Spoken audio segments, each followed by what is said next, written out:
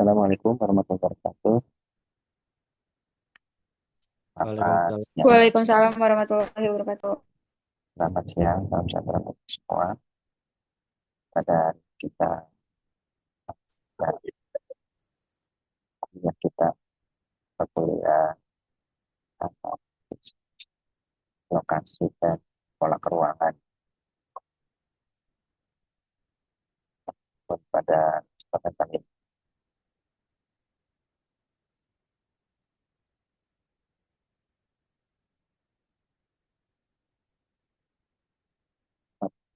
Oleh kita itu tentang uh, aksesibilitas dan interaksi spasial. Untuk tugas yang pekan lalu, ini Bapak sudah lihat, bagus ini, bagus yang membuat, yaitu contoh penghitungan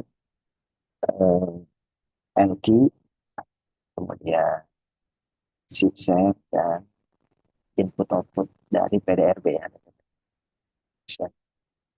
Kenapa? Karena itu yang memang sering dilakukan uh, beberapa TA ya. Paling paling tidak untuk TA lah ya. Itu uh, beberapa TA itu menggunakan itu, terutama LQ. Biasanya penelitian itu tentang perkembangan wilayah, di kabupaten kota provinsi. Itu salah satunya variabel itu LQ. Berarti dia menghitung, menghitung di sektor-sektor pendapatan dari. Jadi kalau ambil tema penelitian tentang perkembangan wilayah, bisa bisa digunakan. Nah, kemudian untuk siang hari ini yaitu aksesibilitas dan interaksi spasial. Ini juga beberapa penelitian juga PA ya, yang saya lihat digunakan juga ini, terutama untuk interaksi antar kota atau kawasan atau ya kalau secara indikatif kota, kabupaten atau provinsi. Misalnya di Jogja, Semarang, Jogja, Solo, Semarang, itu kan interaksi antara tiga kota itu. Ataupun interaksi di Surabaya, gitu ya, apa itu, Jawa Timur. Kalau di Jawa Barat, Bandung, dan sekitar itu. Jakarta ya, Jakarta dengan kota-kota satelitnya, Bogor, Tangerang, Bekasi, Depok, ya, beberapa penelitian atau TA mengambil itu. Jadi interaksi antar eh, kota itu, baik dua kota, tiga kota, atau yang lain, atau lebih dari itu. Jadi berguna juga TA. Jadi temanya adalah tentang aksesibilitas dan interaksi spasial. Sebenarnya ada tiga segi, cuma mungkin kalau menurut saya tidak lebih interaksi dan interaksi sosial dan spasial, bukan sosial dan spasial.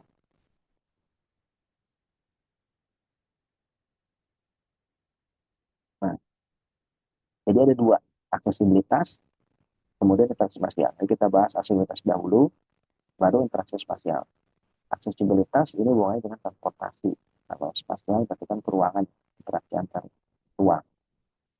Nah, aksesibilitasnya ada beberapa yang kuantitatifnya juga, termasuk spasial juga. Jadi kita ada seperti pertama aksesibilitas dulu.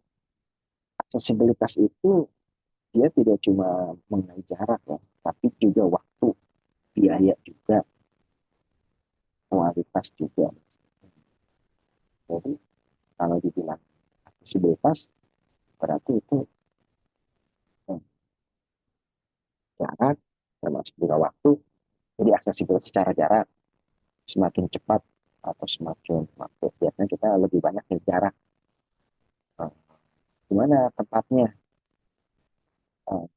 Aksesibilitasnya bagus. Nah, Bagusnya apa? Karena cepat, ya, dekat, dan mudah dilalui. Berarti faktornya adalah jarak. Tapi tidak cuma jarak sebenarnya, bebas. Kita juga waktu. Waktu. Aksesnya bagaimana? Aksesnya caranya sih dekat ya, tapi waktunya macet lama sekali. Nah, itu juga waktu. Termasuk biaya juga, tuh aktivitas juga. Mbak, biaya. Biaya itu menjadi faktor juga dari aksesibilitas. Biaya. Waktunya, jaraknya jauh, jaraknya dekat, waktunya lama, ya kan, macet, berarti biaya juga akan banyak. Termasuk bahan bakarnya juga. Nah, kemudian selain itu juga ada ketersediaan infrastruktur jalan terhadap kualitas jaringan kualitas.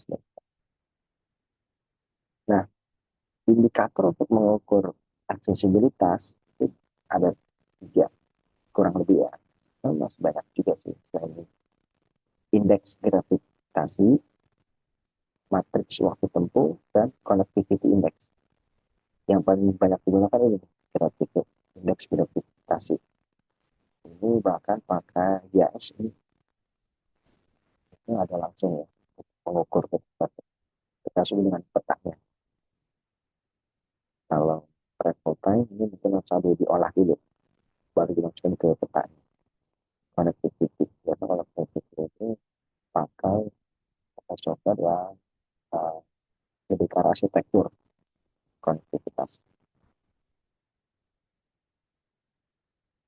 Nah, kemudian pertama ya, contoh ini yang nanti satu-satu kita bahas. Indeks gravitasi, terus matriks waktu tempuh, sama connectivity index. Sekarang yang indeks gravitasi. Ini apa sih indeks gravitasi? Kalau gravitasi kan ilmu fisika, berarti dia saling tarik menarik dari matahari. Matahari itu ya pusatnya dia yang menarik.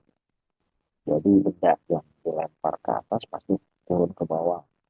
Karena air pasti turun ke bawah dia mencari yang rendah. Karena ada gaya tarikan.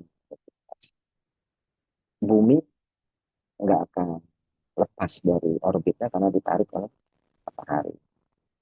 Nah, tapi kalau itu teori gravitasi ini diterapkan pada wilayah, pada ruang. Sehingga ada rumus seperti ini. Jadi intensitas interaksi, jumlah penduduk, dibagi jarak antar wilayah. Jadi kita lihat model contoh. Misalnya nih, contoh, ya, contoh kasus ternyata ada kota, ada tiga kota, A, B, C, punya penduduk 1.500.000.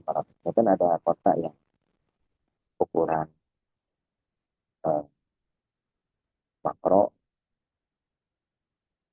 meso, mikro, meso, makro, atau meso itu bukan lebih jelas itu metropolitan, metropolitan.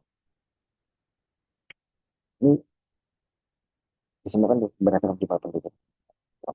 Kemudian jaraknya antar kota ini ada yang 50 kilo, ada 100, sama. Kemudian dibuatlah interaksi perhitungannya dengan jumlah penduduk dan dibagi dengan jarak hingga interaksi kota A dengan B 200 juta.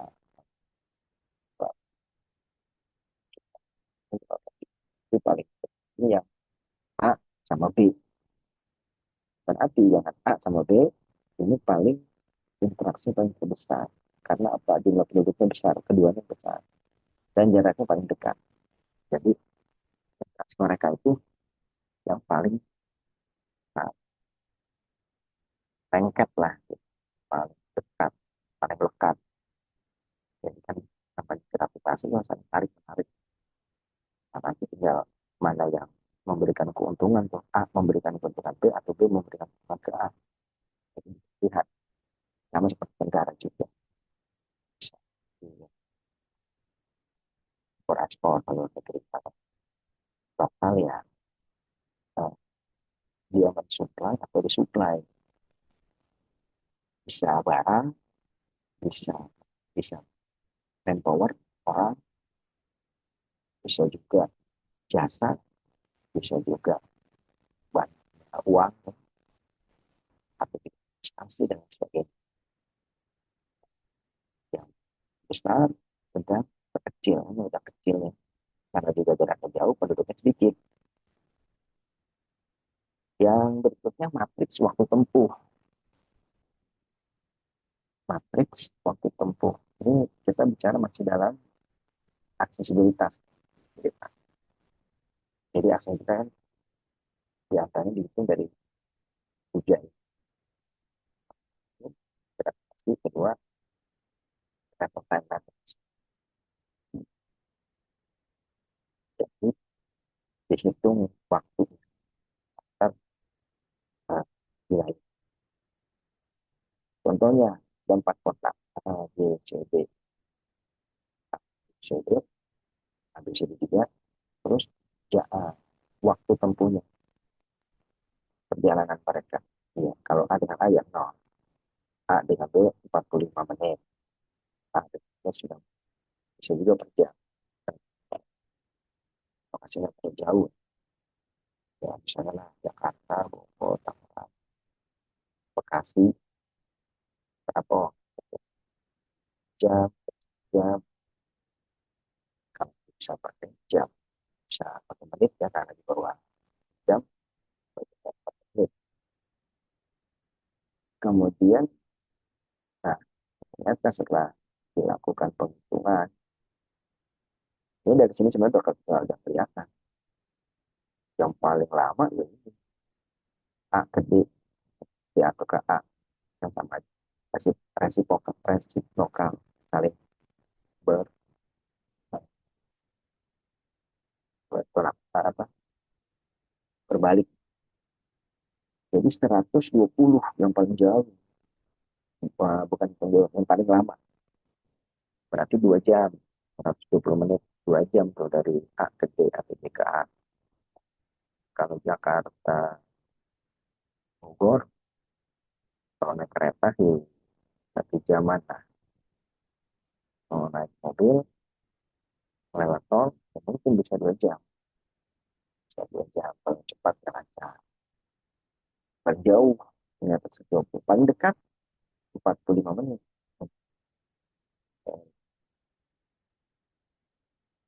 Tangerang kalau dari Bekasi. Kalau dari Trisakti, mas. Kalau dari Trisakti ketemu 2 menit, satu ke Bekasi. Jauh. Tidak. Jadi A dengan B paling cepat tuh 2 menit. C dengan A di paling jauh. Berarti aksesibilitasnya ini mana yang ya paling cepat memang ini ada itu. Berarti jalan-jalan yang melalui dari A ke B yang ini berkisar 40 menit saja. Kemudian yang ketiga adalah indeks konektivitas. Indeks konektivitas mengukur tingkat keterhubungan. Connect, connect kan terhubung. Jadi ini aja pakai jalan. Biasanya gini, ada peta jalan jalan, terus dijumlahin mana nodes-nya, simpulnya. Mana yang edge-nya atau jalur. Dihitung. Bisa jadi hitungnya manual atau juga bisa dihitung manual gitu. Di kota kota A berapa banyak yang jadi jalannya, jadinya edge-nya dan berapa banyak node-nya. Nanti dihitung. Berarti kalau antara 0 sampai 1, 0 itu sangat tidak terhubung. Kalau sampai dengan 1, mendekati 1, sangat terhubung. Maksimal 1. Berarti semua wilayah sudah terhubung. Contohnya 4A, 4 simpul, 5 link, 0,8. empat simbol itu kita gitu lima untuk itu seperti ada mau kemana ini dapat banyak koneksi lain sehingga nanti dibandingin dengan yang lain. Kemudian yang berikutnya, kalau tadi kan tentang aksesibilitas, kalau sekarang tentang interaksi spasialnya. Ini pun ada penghitungan juga, kuantitatifnya juga. Itu tidak cuma tadi spasial, eh, aksesibilitas. Tapi si interaksi spasial juga punya kuantitatif. Sebelum ke interaksi spasial, ada pertanyaan?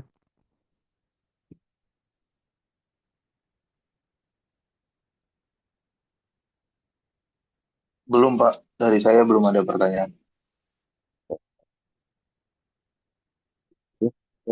Spasial. Kalau tadi, kalau tadi ke aksesibilitas itu hubungannya dengan transportasi. Penggunaan saya juga transportasi itu berbeda-beda yang dimaksud dengan transport atau dimaksud dengan transportasi.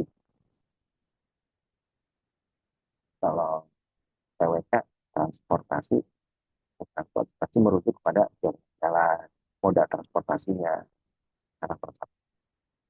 Tapi bisa jadi transport itu tidak hanya itu, arus itu yang barang jasa ataupun dalam komunikasi itu juga transport.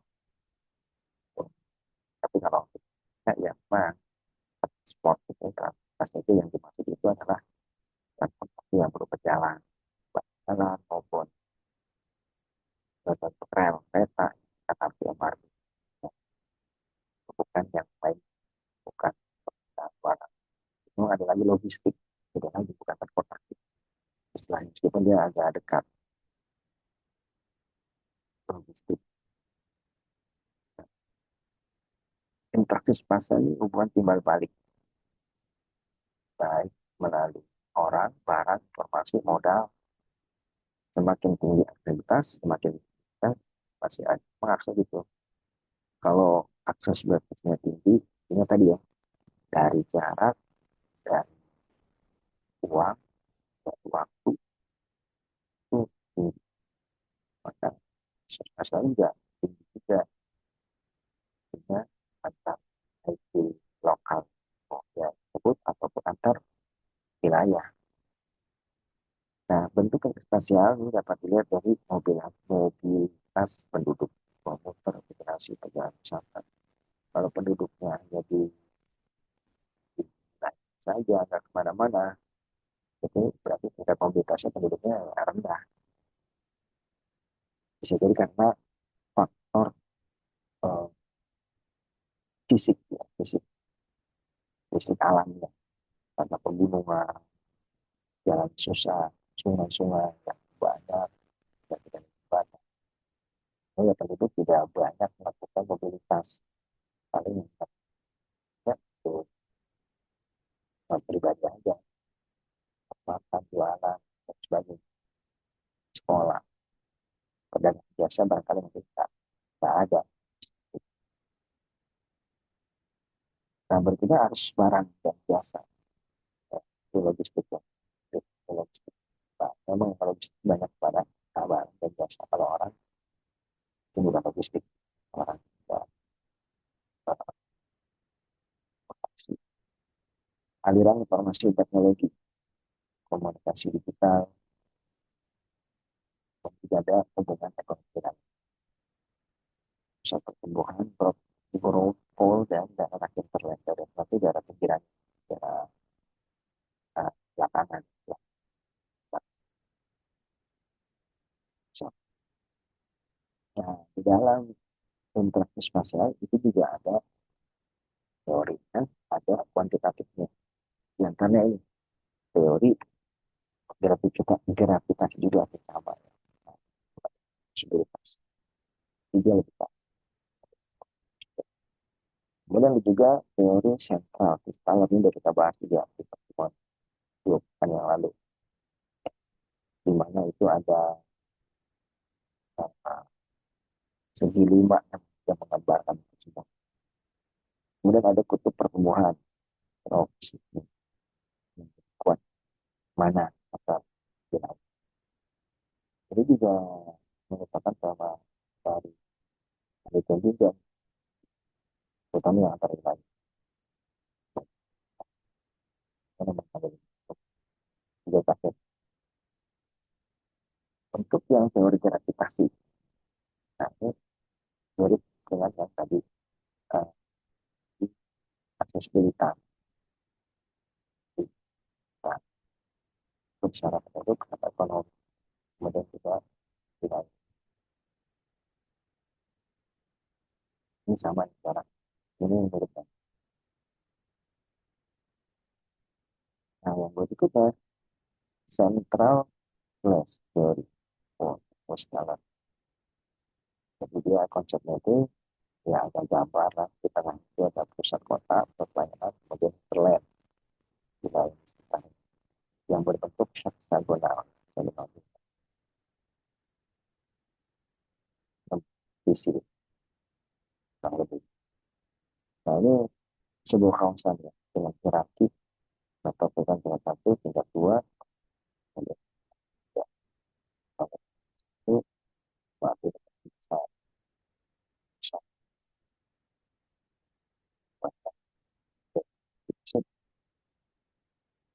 setiap provinsi kan dia ya wajib menyediakan satu universitas negeri. Misalnya sekarang yang Pemekaran, Papua Barat Daya, terusnya ada kampus di situ. Papua Selatan, Tembak Baru, ada Tembak Papua. Dan itu kan ada provinsi, harus ada kampus negeri itu. Belum lagi eh, ada polisinya, Polda, itu. Jadi tidak ada bupati, ada wakil bupati, ada gubernur dan wakil gubernur. Kemudian berserta dengan kantor serta staf-staf teknisnya, dinas teknis, tapi juga yang keturunan yang ikut kepolisian, TNI, kemudian juga terbanyak yang banyak. Kemudian kota menengah dan kota kecil. Biasanya kan kalau dia tidak terlayani di kecil ya dia naik ke atas. Tapi misalnya kalau SD ada semua, SMP mulai tinggi biasanya nggak ada biasanya. SMA tambah kecil lagi, kampus tambah kecil lagi. Nah, ini yang heksagonal itu. Jadi desa-desa kita ada kota-kota yang kota-kota menjadi metropolitan, kota menjadi pusat orang, kota hijau heksagonal ya dari kecil. Kemudian mulai kan hierarki wilayah dapat dari desa menengah jadi jalan. Jadi di kota itu apa, bandara yang mungkin ada di desa, bandara itu ada di jalan-jalan tertinggi, bandara atau pula yang hiburan-hiburan, bioskop, pasar, komersial modern, atau pembangunan stadion sepak bola itu olahraga itu yang lebih tinggi. Kalau yang dasar-dasar memang ada desa, ada jalan itu mengenai semua kantor desa, jalan semua ada ya, apa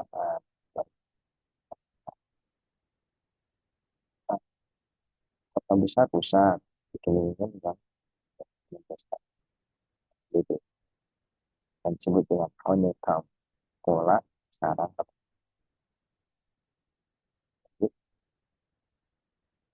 sebagian itu udah berlangsung di kota besar dan ada cukup di kota besar. Ya. Jadi kalau dia apa-apa dari desa ke kota pusat kota, ya kasihan waktunya, dananya. Jadi dia cukup ke kota besar. Nggak perlu langsung ke Jakarta. Dia bisa ke nah, jadi itu. Kemudian dia ke bandara, berpotensi dalam ke. Yang kedua adalah teori kutub pertumbuhan, propol teori Franklin Xerox. Nah, ini konsepnya itu pertumbuhan itu tidak terjadi merata gitu kan. Untuk kutub pertumbuhan, iya memang karena bisa akan ada yang seperti itu, akan dengan sendirinya membentuk itu. Ada wilayah yang ekonominya maju, karena dia dekat posisi, dekat juga aksesibilitas jalannya, semuanya mendukung. Contohnya, ada juga yang tidak mendukung, jadi tidak merata. Kemudian muncul kutub pertumbuhan. Dari pusat ini pertemuan menyebar ke wilayah interaksi ekonomi.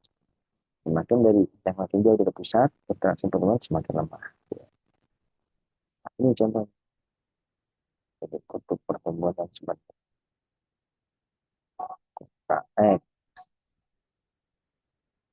cuma jadi motor utama kota A, B, C, D, terkait pertemuan yang abu-abu tentang aliran ekonomi, lingkaran pesan kesehatan jangkauan pengaruh. Kota A, pusat Indonesia, Brunei, pertanyaan ini, pertemuan, pertemuan konteksnya misalnya bisa di tengah, persentis, kelompok. Kemudian, yang ketiga, pembahasannya adalah keterkaitan aksesibilitas dan interaksi spasial. Jadi kalau tadi kan kita bahas aksesibilitasnya, kemudian yang berikutnya interaksi spasialnya, dan kalian sekarang digabungin ya. Bagaimana hubungan antara aksesibilitas dengan spasial? Kalau aksesibilitas tinggi, spasialnya juga tinggi.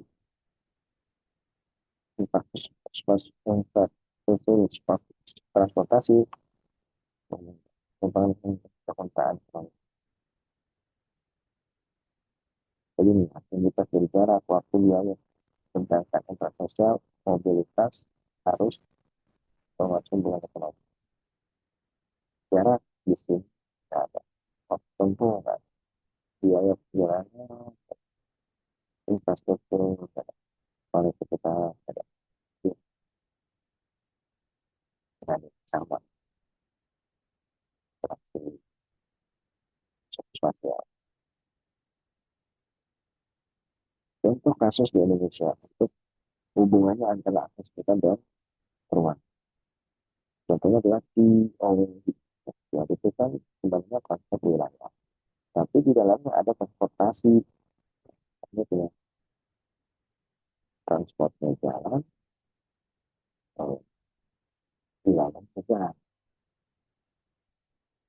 TOD misalnya di Jakarta meningkatkan aksesibilitas. Sehingga kalau sosial menjadi intens, spasial sosial. Integrasi transportasi publik.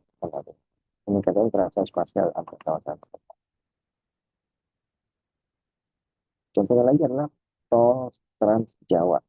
Ini adalah hubungan konkret antara masuk Jawa dan Kuala Lumpur.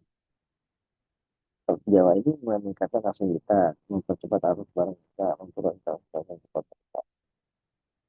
Kalau dijalankan, pengguna jalan itu seperti kan, jadi maka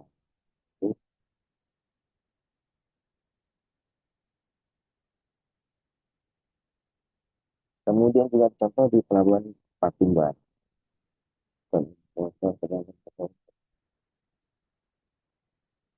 Ya,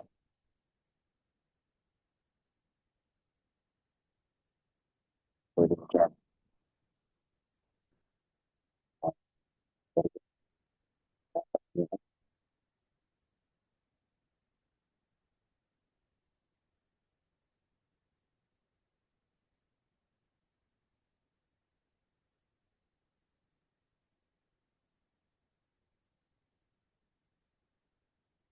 Ada ya, baik kalau ada. Nah, ini ada yang perlu diperdalami lagi ya. Mulai ini indeks gravitasi, waktu tempuh, gravitasi ini berguna untuk terutama yang gravitasi. Itu itu pasang atau wilayah yang banyak ada di PA, termasuk juga tadi yang eh, aksi spasial.